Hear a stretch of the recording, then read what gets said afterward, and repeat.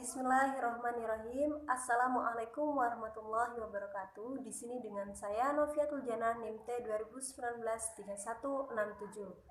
Saya dari kelompok 4 yang akan memaparkan materi tentang investasi pembiayaan pendidikan. Pembiayaan pendidikan di sini ada 3 macam. Yang pertama yaitu biaya investasi, yang kedua biaya operasi, dan yang ketiga biaya personal.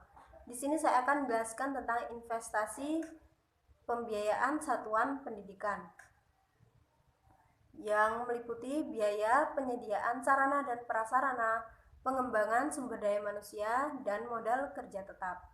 Di sini saya akan bahas poin yang pertama yaitu sarana dan prasarana. Sarana dan prasarana merupakan penunjang berlangsungnya kegiatan belajar mengajar, sehingga sebelum kita menyusun perencanaan sarana dan prasarana, maka perlu adanya persiapan dalam menyusun perencanaan, yakni dengan membuat skema atau konsep perencanaan. Beberapa pengertian di atas dapat dipahami bahwasannya biaya penyediaan sarana dan prasarana adalah sebagai indikator penunjang proses kegiatan belajar mengajar agar dapat mencapai tujuan pendidikan yang telah ditetapkan, berdaya guna, efektif, dan efisien. Saya akan menjelaskan poin yang kedua yaitu pengembangan sumber daya manusia.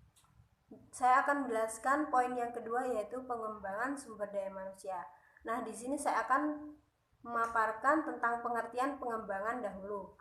Pengembangan adalah usaha untuk meningkatkan kemampuan teknis, teoritis, konseptual, dan moral karyawan sesuai kebutuhan pekerjaan atau jabatan melalui pendidikan dan latihan. Pendidikan meningkatkan keahlian teoritis, konseptual, dan moral karyawan. Sedangkan sumber daya manusia adalah merupakan komponen penting yang berfungsi sebagai penggerak kegiatan produksi pada sebuah organisasi atau perusahaan. Di sini saya akan menjelaskan tentang poin yang ketiga yaitu modal kerja tetap atau modal kerja permanen. Modal kerja permanen adalah modal kerja yang selalu harus ada di dalam perusahaan agar dapat menjalankan kegiatannya untuk memenuhi kebutuhan konsumen. Modal kerja permanen dibagi menjadi dua macam, yakni yang pertama yaitu modal kerja primer, yang kedua modal kerja normal.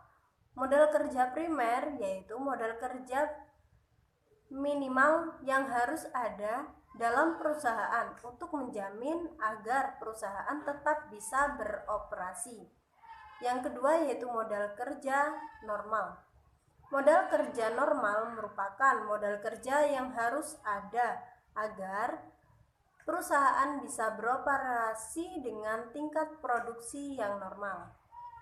Sekian, terima kasih. Wassalamualaikum warahmatullahi wabarakatuh. Semoga bermanfaat.